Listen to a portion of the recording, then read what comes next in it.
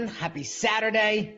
We're going to do a Saturday edition of the Brand Doctor podcast with a super special guest, my brother-in-law, Teddy Leo.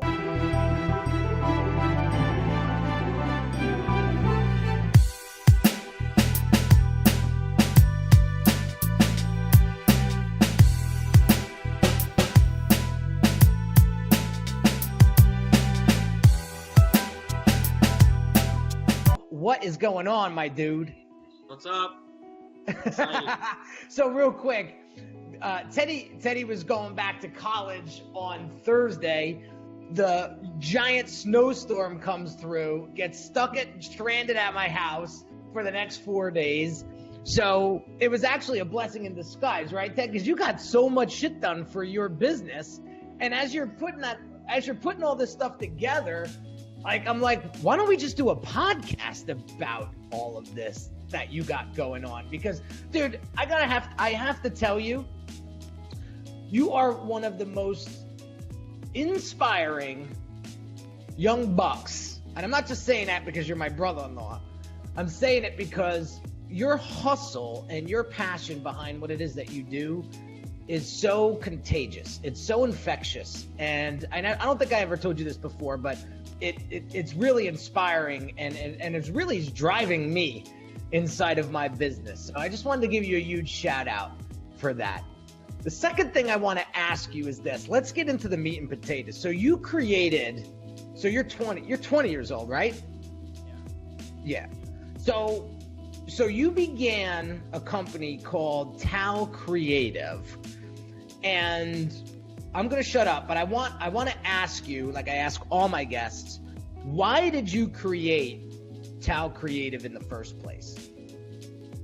Came out of, when did I start it? I guess 3 years ago now, senior year of high school. I took a marketing class, and our final project was all about, we had to create something and present it to our teacher. And at the time, I was all into comics and stuff because I was working with Mike. And if anyone doesn't know, I also work at Aftershock Comics as the assistant or editorial assistant. So I had some background, but for the class, I wanted to create something new, bring comics and bring video games together. Mm-hmm. So I decided to make Tao Creative to help me do that. Right. So real quick, Ted, I just want to let the audience know the impact. Well, your position right now at Aftershock Comics. Like, Aftershock Comics is a big deal company. Like it goes like Marvel, it goes DC, and then it's like Aftershock, right? Yeah, it's like Marvel, DC, and then we're in like same category with Vertigo and like Titan, IDW Publishing, pretty much all like the high level indie publishers are like all together. But so far how we've come out, and we're coming up on our third year or we just passed our third year, we've made like big waves. We made aftershocks, I guess, across the industry, so we're happy where we are right now. Nice. So I promise I won't interrupt. So continue. So yeah, at Aftershock, I was doing a lot of things, like creating a lot of stuff, but I wanted to create something new. And at the time, like I said before, I was in high school and I was in this marketing class, and my professor didn't really believe that I was gonna do it, and it like annoyed me. And then on top of that, my girlfriend at the time broke up with me, so it was like a double whammy of I have to prove two people wrong now. So I ended up working like, oh my god, like ridiculous amount of hours just straight in a row to try to make sure everything I had to present to my professor was ready to go for like our deadline. But he gave us like honestly like 6 months to do this whole project, so it was not hard at all. But at the time, I was freaking out because it was like the first thing I have ever really created. So I made like, you know, storyboards and wrote different things, got my people across the internet to help me create animations and stuff, because it was all about the interactive comic, which we'll get to later on. But it ended with my professor trying to call me out because I missed a lot of school because of like my anxiety and everything back then. So he called me out because he didn't like that I missed school, and he thought like I thought I was a know-it-all. Really, I wanted to be I want to know-it-all person. I didn't want to be a know-it-all.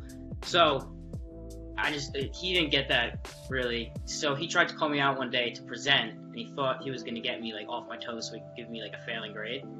And I was like, yeah, okay, hold on. I just thought, you know, like Chloe was going to go. I have to go get my project from the locker. And he's like, yeah, go ahead, go get it. So I ran over there, freaking pulled all this stuff out, had a virtual reality headset for him, had a monster, like, poster on the wall and stuff. Blew him away. And he even came up to me and was like, I really wanted to fail you, but, like, I can't. Like, there was nothing. He's like, you really annoyed me throughout this whole semester, but you really showed me that you're one of the best in our class, and, like, I respect that. And now when I go back to school, he actually is pretty, like, cool to me. But, you know, I remember that. I don't want to forget that. Yeah, you're gonna drop that in the you're kind of a douche, but I get you. I get it. So let me ask you this, Teddy. So you created Tal Creative, and you created this particular comic called Mind Control, and this is a comic that, and I hope I'm not letting the cat out of the bag here, but the comic is, what's that? So I'm trying to leak it out a little bit so that this is good. We can let a little bit out before. Okay. So the comic is sort of the reason why you created this Tal Creative is for you to channel, so to speak, this anxiety that you dealt with as a young kid. Yeah. And the best way that you were able to sort of self-soothe this anxiety, because this is really important for those that are listening that may be suffering from anxiety too in their lives. Yeah. And so you found a channel, which was creating this business of this indie comic, and you're channeling that anxiety through the comic to sort of soothe you and sort of help you get through it. So can you talk about that? Yeah, I would say I had this, I think, fake sort of like false reality of why my anxiety had disappeared like 2 years ago. And to me at the time it was, oh, I have this girlfriend and everything, she's helping me. And then when we broke up, it like panic set in, like it's gonna come back, like this isn't good. And I remember one of the first times it came back, I was like annoyed with it so much that I was like, why can you feel good if she's in the picture, but you can't feel good when, you know, it's just you? Mm-hmm. So like it was kind of like, you can do it yesterday, you could do it because she was here, but today you can't. Like, no, like suck it up, you're gonna do it today. You know, like you have your whole life, she's not here anymore, you gotta figure it out. And then I just picked up a note, literally just a CVS notebook, and I just started writing. And I was just wanted to track in my head how far I actually had come from when I first started with all anxiety and stuff. So I literally started when I was born all the way through, and all the things that I remembered all the way till that point in time, because how the script ends, it ends with my character picking up a sketch or a notebook and writing Mind Control on the top, and it says like draft 1. So it was more of like I'm going to use this and this terrible thing that has annoyed me my whole life and frustrated me to create something really awesome. And I think even writing the script was some sort of like therapy, because you could really visually and like read it how far you've come, and you started remembering all the little times and even the pain that you went through, and you could really see, instead of it just being in your head, like on paper, how many pages that was, how many years, you know. So like it really helped get over with that. Yeah. Dude, that's awesome. And let's not forget, for those, well, I can never forget this because, you know, you're part of the family. But I remember when God, when I first started dating your sister, you were like, Jesus, like 10 years old, right? Yeah. And you, as you grew up, like, you know, weren't you overweight? Like, you were like 200 pounds at one point, right? So Yeah. this was like... Yeah, 243. Oh my God, 243 pounds, my God.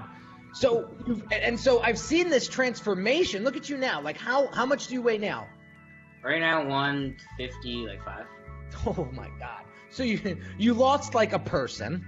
So you... And I was down to 122, but that wasn't good. That was way too slow. I had to gain my muscle back, and that was also out of fight and revenge against someone. Because yeah, a lot of stuff is revengeful. I don't know. Maybe I should work on that. Hey, listen, whatever gets you motivated, whatever helps you like produce and help you achieve what you want to achieve, like, you know, do it. And so I can't hate on that. I really can't. I mean, I remember thinking back, you know, when I was telling my dad about Unique Designz, you know, 10 years ago, and he was like, and I'll never forget this. I was like, you know, I think it's about time I need a website for my business. Like, I want to make it legitimate. And he looks at me and he's like, why would you do that? Like, what if you get too much work and you like, and I was like, I'll show you, son of a bitch. You know, the next thing I did after I hung up the phone was shovel out $2,000 and get this guy to build my website. And so I get what you're saying, because I felt that before, and I felt that in other areas in my life too. Like, listen, I'll show you, you know, and I'm very vocal with this as well. Like, you know, a lot of what drove the beginning of my business was to prove to my family that I didn't need my rich uncle's money to help me grow my business and build my life. And a lot of it was, I'll show you. And eventually that, you know, that caught up to me. And I realized, for me, I'm not saying anything about you, but for me, there was a bigger story there. There was a bigger picture there. And for me to just use that I'll show you mentality and sort of that motivation, it wasn't sustainable long term. And I realized that. I would say even with me, I've seen that, like, it's that whole, like, I'll show you has been taken over with, I need to help other people. Yeah. And I went through the same thing, Teddy. It was like, let's repurpose our why, right? And look at, all right, that's what we needed to get started. Now let's refine and let's mature, right? Because that's what happened, in my opinion. That's what happened. And now let's look at this. And I'm with you as far as, let's see how many other people that we can impact and help, and let that drive the business. So I want to get into sort of the meat and potatoes of this episode. And, you know, you are an amazing storyteller, and today's episode is the power of storytelling. So I want you to kind of dive into the importance of storytelling and talk about some of the elements in storytelling that really need to be there for you to have a great message or a great brand. Mm-hmm. Yeah, so it's funny with story and everything. At first, I don't know, it like just comes naturally to a lot of people. But like, I don't know, you know, Dion, me, I think throughout my whole life, it's just been there, but I didn't really realize it. If that makes sense. Like, I would always tell stories, and even I would exaggerate stories to make them better, and then every time I would tell them, I'd do it a little bit better, because I would watch people and see how they reacted, and I would change a little bit, tweak a little bit, you know, see how they reacted to that version, then do it again, until I found out, like, the version of the story that people loved the most, which might be a little twisting, a little fake news, but whatever, you know. But, I think, with storytelling and everything, it really comes down to with, like, having your characters connect. And even with brands, I think, like, Nike does it well, because they make, a lot of their commercials isn't, dialogue and stuff. It's mostly just cutscenes of people, like, working hard, you know? Yeah. And I think if you could tell a story with as little like words as possible, like that's what you want to try to like strive for. Even with like when we're writing our comics and everything, we're talking about comics, we try to limit the amount of dialogue and really make the art and the facial expressions to like tell the story for you, so people like connect with that. But also you want to have your characters have weaknesses, so your audiences will see that and see themselves in that. Because I think a lot of people want to believe that they see the best in themselves, but I think more people pick all the things that are like wrong about them. So when they see characters like, for instance, like Captain America, for me, like bullied and stuff, and he was like this little scrawny kid, but he always like stood up to the bullies and stuff. For me, I always looked at that character as someone I would want to like emulate or like strive to be. You know, Greg, my twin brother, loves Iron Man because he thinks he's like a god, and Iron Man thinks he's awesome. But even Iron Man, he has like anxiety problems and like alcoholism and stuff, and addiction. So I think Marvel does it really well with the whole connect with people where their weaknesses are, because you can find an in through like a wall they've put up. You know, like as soon as you can find a little crack in the system and sneak in there, that's when your story is really gonna hit them like right where it hurts. And that's what you kind of you want to hit them. Exactly. And so let me sort of unpack that a little bit, because you said a whole bunch of like goals. So one, you mentioned the character of the story needs to connect with the audience. So that tells me that relevancy is extremely important, right? If the character isn't relevant to the audience, then there's no connection there. And then the second thing you said, if I'm correct, you mentioned about vulnerability and how it sort of showcasing that or exposing that is what really brings in the audience and makes the character real.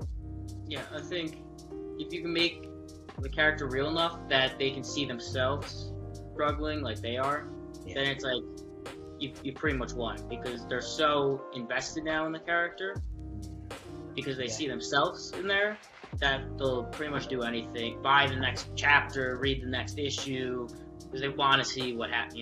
To them, they're not buying an issue of Captain America, they're buying an issue of themselves. So it's like pretty much, how am I gonna, I have to keep buying that, That's powerful. Even if you're a kid, like a little kid struggling, getting bullied in school, but then you go home and you can open up a Captain America comic and he's fighting some bad guys, it might make your day a little bit better, because, you see that in yourself.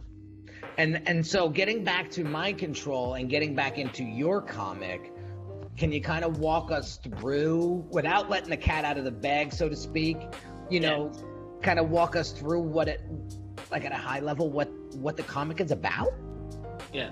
So basically, Mind Control is all about, mind control. It's not really. It's all about mental health issues, not just anxiety, but across the board, like all of them. I wrote it specifically that you're following through the main character, Michael, and his story with anxiety, because it's about my life, but, just a little bit tweaked and stuff. But while he's going through his journey, he's also running into people that are struggling with other things and other mental illnesses, or even addiction, and, a lot of issues that people aren't talking about or are scared to talk about for a long time, at least. So the whole story is about, on like a really personal level, Michael's journey, but more wide of him running into people that have all these issues, and all the people that were almost like angels that like helped him get through certain pieces of his life, Yeah. So just it's all about like luck and stuff, I guess, of how people you meet could really shape you in a good way and a bad way. Doesn't matter, but it's really about the whole mental illness and giving someone a connection to see like that pain, because a lot of people with mental illness, if you break a bone, or if you get cut your your arm falls off, something, you can see that. But mental illness, you can't see that. So what's good with comics and stuff and art is you can kind of bring that together. So I created this character called the Shadow Man that is the living embodiment of anxiety and mental illness and like problems with that. So each character in the story has their own Shadow Man. Really, you find out it's themselves. They just have to overcome it. And anytime the main character or one of the characters that have the problem like faces it, a piece of the shadow from their Shadow Man or Shadow Woman falls off, and it reveals like a person. So for a long time you won't understand who's down there.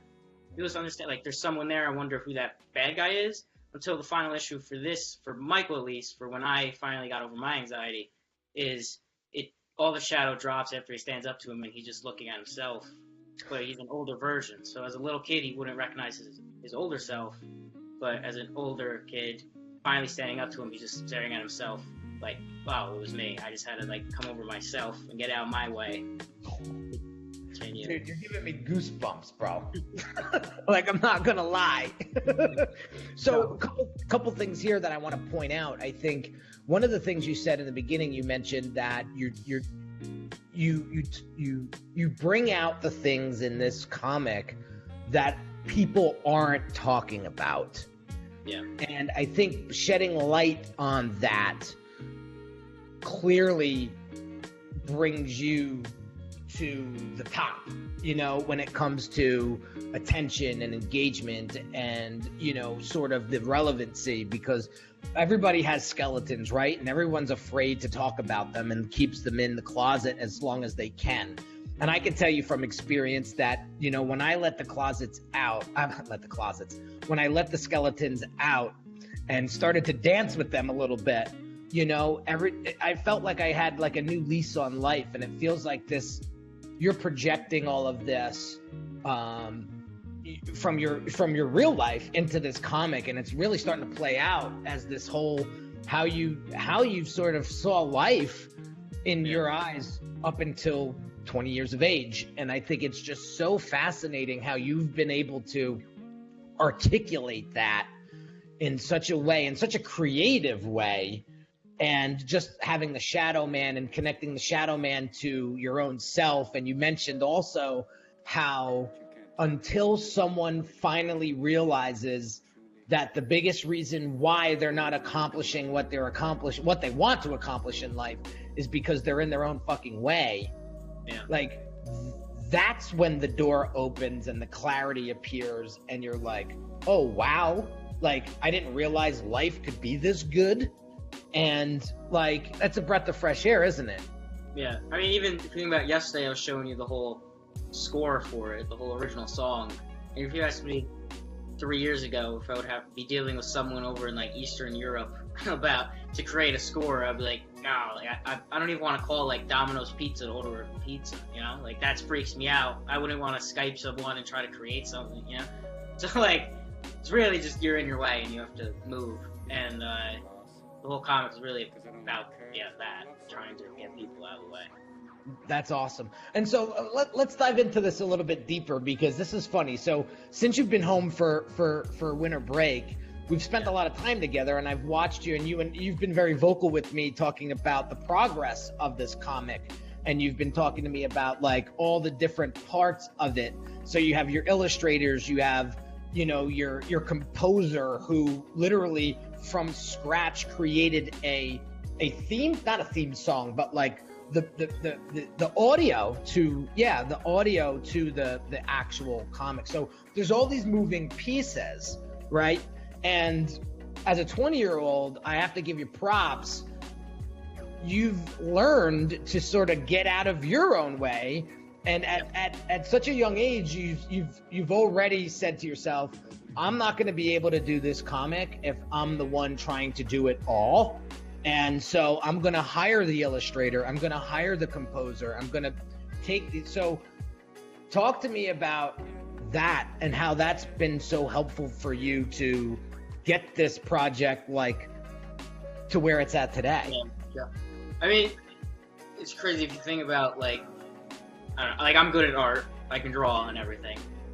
And, you know, I played around with GarageBand, but when you are sitting down and trying to create something that needs to be the highest quality at every single step, you need the best people to do it. And once you realize that you might, you know, you're good at art, but you're not the best at it, or, you know, you can make a song, but you're not the, you know, the best, and you get the people to do the best work, then all of a sudden everything in your life, especially with your company and whatever you're building, goes to like the next level. Like, I'm really good at writing stories and stuff, and I'm very good at getting the team together, and that's why I really like the whole, in comics, it would be the editorial side, you know? When I was little, I always thought I was going to draw, but when you realize that, you know, you're not the best, but that's okay, because you can get the best quality and still be a part of something, I think that's really when you, like, unlock the next level, you know, and you level up, really, you know, you move up to the next thing. And at 20, trying to deal with that and learning the amount of people that I've had to fire and all the people I had to hire is, you know, I mean, like, I think the past year I probably fired like 6 different people, and every single one you have to learn something new, or a new way to fire them, or a new, you know, maybe they didn't work out, but they're really not that bad. Maybe you can use them later, so you don't want to totally burn the bridge. Or some of them, you're not only burning the bridge, but you're burning the city, the whole world, whatever planet they're on, you know? Like, so there's no way you're ever working with them ever again. So, I don't know, it's been interesting, it's been challenging, but it's been rewarding. Yeah. I was just going to say, it's probably worth every freaking day and every minute that you spend on it, because you've literally built this thing from scratch.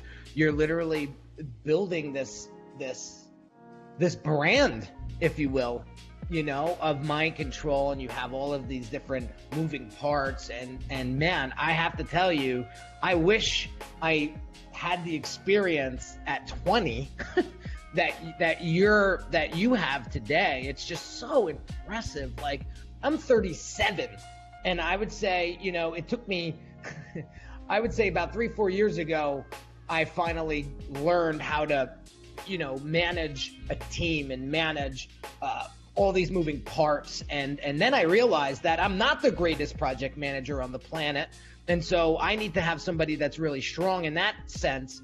And so that's why Pam, part of my team, the project manager, Pam, she is like a godsend, because she is so on top of it. And so it gives me that breathing room to, you know, do the shit that I love to do, which is podcasting and connecting with my audience and working with my clients one-on-one. Because I was telling a client the other day on a strategy call, it was probably first or second call in the Branding on Demand program for this client. And I said, if I don't have this, meaning the interaction with you and this coaching, this one-on-one interaction with another human being, just kill me, just dig my hole, because I don't know what else I can do. I'm not that type of guy to be the behind the scenes type of guy. And so, you know, that's what kind of fuels me. So, you know, knowing that you are really good at storytelling, like, and writing, right? Yeah. That's so powerful. I was just gonna say, even the whole, you say you're not behind the scenes guy, I'm more the behind the scenes guy. Like, me and my boss always joke about, you know, when one of the comics at Aftershock is successful and people are talking about it, and it's, you know, winning best comic of the week, best comic of the year, best comic of, you know, go read this, you have to read this, you know. And at first, I think it took me a while to understand that we were the behind the scenes guys, and my boss, like, kind of reality checked me with it, because, you know, when you're all excited but no one's giving you, like, you know, you're like, oh, I worked on that for so many hours, I edited the script, I changed placements, I moved certain things, and then, you know, all the writers and the artists, like the real face of the comic, are getting all the, like, tweets about it and interviews and stuff, and you're sitting there like, oh, I really worked so hard, like, I don't get anything. And then I remember my boss coming up to me and be like, you're a behind the scenes guy, like, you have to remember that they have no book without you, they have no success really without you, but you don't have the time to go do the success because you have to turn around and do the next book. He's like, So, you know, you have to turn around and make sure that the next writer who's going to go on and do all the interviews and stuff has the team in place to go do that. And when he said that to me, I was like, okay, I understand it. But then you learn to, like, love that part. And I think once you accept that, at least for my job, and realize that you can't do everything, then really, like, that's when everyone wins. Because even when I'm talking with my artists at Tao Creative, or my writers, or like assistant writers and stuff, and colorists, and 3D game designs, wow, I have a lot of people. But when you're talking to them and you see them get excited about the project, and, like, I don't know, it just builds on top of each other, because they're excited that they can bring their talents onto it, and I'm always excited. And I think since I was in the spot with creating music sometimes as for fun and drawing and stuff, that I realized how to talk to them and really give over to them and be like, I hired you because in my mind, you're the best. I want you to do it. Here's some of my ideas, but really I want to hear your ideas and show me what you can do. And, like, they always get so excited because usually they're like, I have to deal with someone who's like, I'm the best. This is what we're doing. This is what you're gonna do. But, like, my guys will come to me and be like, I was thinking if we add an animation that, like, cuts across the screen and then the Shadow Man comes, through the side, and I'm like, yeah, go do it. Just show it to me. Like, that sounds awesome. And they're like, they get excited, and then all of a sudden, they're sending me stuff in an hour later because they're all excited about it. I think it just helps everyone to get the best product. Yeah, listen, I'm a full believer in that. I have to tell you, like, when I motivate my designers and just give them the concept or the client brief and say, here, this is what we're going to use to run with it, just run with it, and they come back, with just amazingness, I say to myself, like, had I tried to micromanage them, they would not have that full creative experience. And as creatives, you have to have that sort of freedom, right, in order to really blossom, right? And so you do what I do, and it's, listen, I hired you because I believe in you, and you're better than me at this. You're the expert here. Just go and do you. And I think that's why you're so far ahead of anyone else that's been doing this for a long time, is because you've actually realized that at such a young age. And it's funny, we're doing this as a Facebook Live right now, and one of the audience members said, I wish I had this self-awareness at 40, and he has it at 20. So, big shout out to Dennis Cullen there, who made that little comment. And I was thinking the same thing. So real quick, let's turn the corner a little bit and talk about how you're putting a very cool spin on your particular comic that is really making your stuff stand out from everything else that's out there. So you want to talk about that? Yeah, okay. So basically, comics are great, and they are a great way to tell stories, but I was sitting down while writing the script, and I was trying to figure out, for a long time I was trying to figure out, how do I tell my story about anxiety and everything. And there was always a TV show, Netflix series, there's a bunch of ideas. But you put it into play, it's a little harder to achieve, when you're 18 sitting in high school. So all of a sudden I started working at Aftershock, so it became this idea with comics. And I always gamed when I was a kid, so I would always play video games and stuff. And I was always into having a twin brother who was into technology and always knows what's happening with technology. I always knew about certain new things that you could add or spin and stuff. So when I was writing the comic, I decided that I was going to do an interactive comic. So the real name of the comic is Mind Control Interactive Comic. And basically that means it blends the parts that you already love about comics, which are, the story and the art and the creativity with that, but also it brings together sound, music, animation, interactive elements. You can change things, you'll do things that will affect the story or affect the scene, So over the past few months, and really in the recent, I would say like 2 weeks ago, we really like nailed down what that interactivity was going to be. And it really actually came out of someone being fired because they took so long that it gave me time to think about what we were going to do, and it gave me an opportunity to change the whole direction. So we went into augmented reality. So Pokemon Go, pretty much everyone has heard about that craze. So it's pretty much, if you think about Pokemon Go, but what you would do is point your phone, you would upload like the app, and then point it at the printed version of a comic. When you do that, it will read like pretty much like how a barcode works, but since each page of a comic is super specific, and there's really no comic that are exactly the same because it's all about how big a panel is, how the story is. So it can read a page of a comic like it's a code, and it'll tell the app exactly what file to pull up and bring into augmented reality. So all of a sudden it'll be sitting there, it'll read that secret code that was pretty much already created when they made comics in like, the 1900s and stuff. But no one had the technology to create something like that. And it'll read it, and then on your phone will be an animation. So whatever's happening on the page will pop out of the comic and come to life, and you'll be able to do things, and you'll be able to walk around it. So it brings it into the physical space instead of just a 2D laying down on the ground. Which I want to highlight. I talk about this a lot.